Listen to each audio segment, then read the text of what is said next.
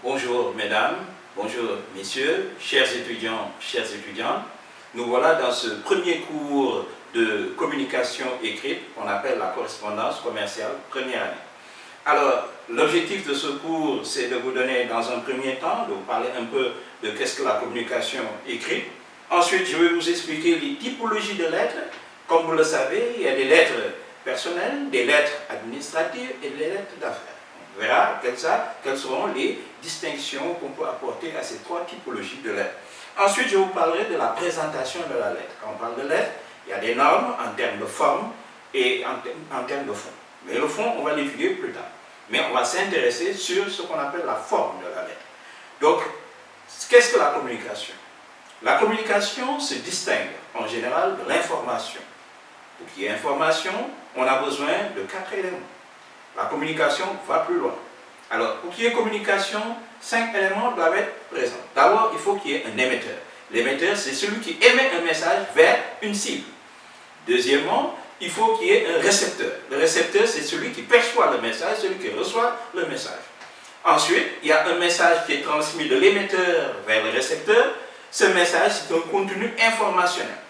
Mais ce message, pour être transmis, il a besoin d'un véhicule. Le véhicule, c'est ce qu'on appelle le canal. Les canaux qu'on peut utiliser pour transmettre un message sont de plusieurs formes. On peut utiliser l'oral, l'écrit, la gestuelle, le visuel ou l'audiovisuel. Donc plusieurs moyens de communication. Ensuite, si on s'arrête là, on a ce qu'on appelle l'information. C'est la transmission d'un message d'un émetteur vers un récepteur à travers un canal. On a l'information. Pour qu'il y ait une communication, on a besoin d'un 5e élément. C'est ce qu'on appelle le message en retour, le feedback, la rétroaction. C'est un message qui vient du récepteur et qui retourne vers l'émetteur. Sans ce message, sans ce feedback, il n'y a point de communication. Je vous donne un exemple. Prenons le chanteur Youssou N'Dour qui fait un concert en quelque sorte au stade. Alors, quel est l'émetteur? L'émetteur, c'est Youssou N'Dour, c'est le chanteur. Quel est le récepteur? C'est le public, les spectateurs qui sont là. Quel est le message? C'est le contenu, en quelque sorte musical, qu'il va transmettre. Par quel canal il utilise en général la voix? C'est ce qu'on appelle l'oral. Il utilise la gestuelle. Il utilise parfois le visuel. Mais ce sont les canaux qu'il peut utiliser à travers, en quelque sorte, sa communication. Si on s'arrêtait là, c'est l'information, mais nous sommes à un instant de communication. Parce qu'il y a un 5e élément qui vient du public et qui retourne vers le changeur, qui lui permet en quelque sorte de réguler sa communication. Alors, ce retour, ce feedback, c'est quoi? C'est les applaudissements des spectateurs, les cris, les danses et les évanouissements même. C'est fait partie des éléments de communication. Donc, il y a une possibilité d'interaction entre émetteur et récepteur. Et là, on parle de communication. Deuxième thème que je vais vous développer, c'est ce qu'on appelle les typologies de lettres. Alors, en ce qui concerne les typologies de lettres, il existe 3 types de lettres. Nous allons commencer d'abord par vous parler de ce que j'appelle la lettre personnelle. C'est la lettre échangée. Échanger entre des personnes qui ont des liens affectifs, cordiaux ou amicaux ou parfois même de parenté. On parle de lettres personnelles. La demande d'emploi aussi est une lettre personnelle. Deuxième type de lettres que nous allons voir, c'est les lettres d'affaires. Ce sont l'ensemble des correspondances échangées entre clients et fournisseurs. Des gens qui ont des relations d'affaires ou des relations commerciales. Par exemple, une demande d'échantillon, une lettre de réclamation, une lettre de commande sont ce qu'on appelle des lettres d'affaires. Troisième type de correspondance, c'est ce qu'on appelle les lettres administratives. On parle de lettres administratives chaque fois qu'on écrit sous le sceau de l'État. C'est-à-dire qu'on représente, c'est au nom de l'État qu'on écrit. C'est pour ça qu'on parle de lettres administratives. Par exemple, la lettre d'un gouverneur adressée à ses concitoyens, interdisant par exemple une marche, est une lettre administrative. Donc voilà en quelque sorte 3 typologies de lettres. Troisièmement, je vais vous parler maintenant de ce qu'on appelle la norme. En matière de normalisation de la lettre, on constate que le législateur a créé 8 zones. Il y a d'abord la zone 1, est appelée la zone de l'entête. C'est là qu'on met la dénomination sociale de l'entreprise, son statut juridique. Parfois, on peut mettre aussi son adresse. Donc, des informations relatives à la dénomination de l'entreprise. Donc, ça, c'est en entête, en zone 1. Deuxième zone, c'est une zone pratiquement qui n'est pas tellement utilisée, qu'on appelle la zone 2.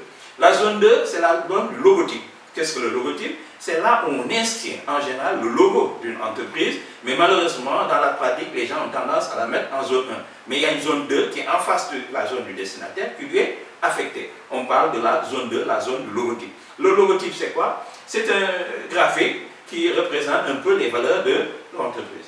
Ensuite, la zone 3, c'est la zone qu'on appelle la souscription, c'est la zone du destinataire. C'est celui à qui est adressée cette lettre. En général, il est représenté par sa dénomination et éventuellement son adresse, etc.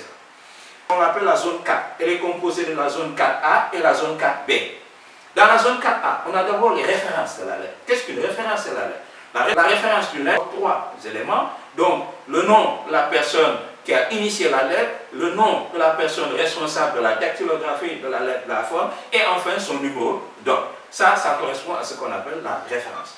Deuxième élément de la zone 4A, c'est ce qu'on appelle l'objet de la lettre. L'objet de la lettre n'est pas un titre, mais il dit de quoi on va parler dans la lettre. Ensuite, nous avons les pièces jointes. Les pièces jointes, il faut les énumérer et mettre leur nom. Quand on parle de pièces jointes, c'est tous les documents qui vont accompagner cette lettre. Ça, c'est la zone 4A. Dans la zone 4B, qu'est-ce que nous retrouvons? D'abord la date. On ne met jamais, pour la date, on ne met jamais la date à laquelle on a écrit la lettre, mais plutôt la date à laquelle on a transmis la lettre. Parce que le destinataire n'a pas besoin de savoir, entre le jour où vous avez écrit, le jour où vous avez transmis, parfois il peut faire une semaine. Il n'a pas besoin de constater votre laxisme. Ensuite, après la date qui est composée en général du lieu et de la date. Quand on parle du lieu, c'est le lieu où on a écrit la date. Par exemple, si aujourd'hui je suis à Diamniadio, je ne vais pas mettre Dakar le. Donc le lieu est représenté par le département. Donc je vais mettre Diamniadio le, etc. Voilà. Donc ça, c'est en ce qui concerne le lieu et la date de la lettre. Ensuite, il y a ce qu'on appelle la zone 5. Cette formule d'appel, en général, ça nécessite un autre cours qu'on verra un peu plus tard. Par exemple, quand on écrit à une personne inconnue, on dit monsieur. Quand on écrit par exemple à un directeur de société, on met monsieur le directeur. Et si c'est une dame, madame la directrice. Mais il y a parfois des titres qui n'ont pas de féminin. Par exemple, le maire, c'est le maire, madame, monsieur le maire, madame le maire. Mais maintenant, comme on a accepté que l'homme qui est maire, on parle de mairesse, on dira madame la mairesse. Donc ça a été accepté un peu dans la langue française. Par exemple, quand on écrira à un pape, on parlera, très souvent les gens écrivent excellent, alors qu'on dit sa sainteté. Quand vous écrivez parfois à un cardinal, on parle de son éminence. On parle d'éminence. Quand vous écrivez à un roi, sa majesté. Quand vous écrivez en général à un prince, on dit altesse. Les formules protocolaires sont importantes et il faut temps de les apprendre. Donc, je vous donne un autre exemple. Quand vous écrivez au représentant du pape ici au Sénégal, on parle de monsieur le nonce apostolique, adressé à un homme de tenue. Quand vous adressez à un homme de tenue, si c'est un homme, il doit mettre toujours le possessif, mon général, mon commandant, etc. Mais quand c'est une femme qui s'adresse à un homme de tenue, on enlèvera le mot. On dira général, commandant, capitaine, etc. Donc, beaucoup de choses, on le verra un peu plus tard à travers ce qu'on appelle les formules d'appel. Donc, il y a deux types de présentation. Il y a la présentation à la française qui fait des retraits en alinéa et la présentation américaine qui, elle, ne fait pas de retrait. Autre distinction, dans un corps de la lettre, on distingue plusieurs parties. 4 parties, mais il y a 3 qui sont obligatoires. D'abord, dans une lettre, il faut qu'il y ait une introduction. L'introduction. Deuxièmement, il faut qu'il y ait un développement. Troisièmement, une conclusion. Quatrièmement, une formule de politesse. Les 4, voilà, les 4 éléments du corps de la lettre, mais il y a un qui est facultatif, c'est la conclusion. Elle n'est pas obligatoire. Il y a des lettres qui n'ont pas de conclusion.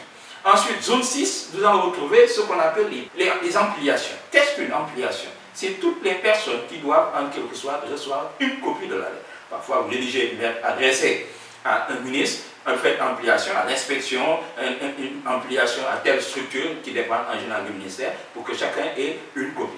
Ensuite, il y a la zone 7, ce qu'on appelle la zone de la signature.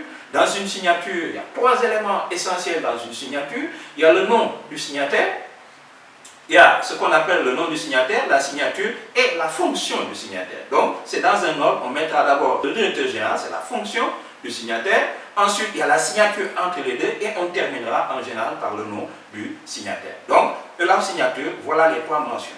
Mais parfois, lorsque nous signons, on peut signer au nom d'une autre personne. On parlera par délégation. Quand vous avez eu une délégation de pouvoir, on parlera de signature par délégation. Alors, vous mettrez DI avant de signer. Quand vous assurez l'intérim d'un supérieur, quand vous allez signer, vous allez mettre PI.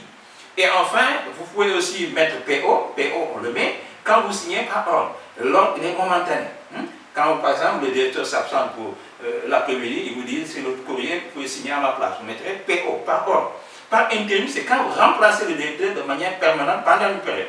Et par délégation, en général, quand le directeur ne veut plus signer par exemple des certificats de scolarité qui sont devenus très nombreux, il peut donner le pouvoir il peut déléguer cette tâche à la secrétaire. Alors quand il mettra PD avant de signer.